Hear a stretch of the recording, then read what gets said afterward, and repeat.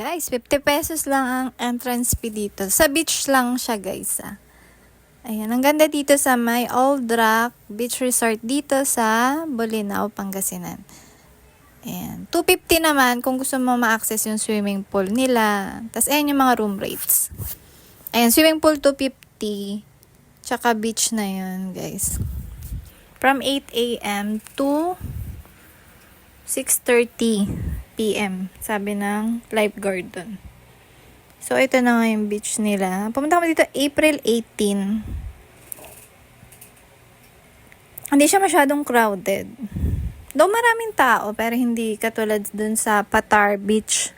Kasi nga Holy Week to, guys. So, expect mo talaga maraming tao dun sa Patar. Pero dito, sakto lang, guys. Hindi siya talaga siksikan. So, bandang na mga 12 nun, dumami na rin yung tao. Kasi mga pa lang to, 9 a.m. Ay, naglalakad-lakad ako. Ang ganda rito, guys. Talagang, ang ganda nung sand niya. Pero hindi siya kasing pino ng Boracay. Pero, parang Boracay feels siya. Ganun. Eh, magdala lang kayo ng aqua shoes. Kasi pag naligo kayo, meron mga shell. Yun yung tumutusok sa paa. Hindi siya bato. Mga shell siya. Kasi nung pagkuha ko, ay, may daming shell. Tapos yun, ayan.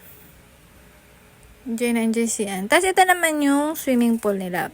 Bali, 3 yung swimming pool nila. Ito, kiddie pool to. Tapos yung katabi, yung adult na pool. Tapos meron pa dun sa may taas. Dito sa may, yan, yung sa kiddie pool, sa may right side, ayan. Meron pa sila dong swimming pool. Tapos umuwi na kami, April 19. 11:30 a.m. kami umalis sa resort.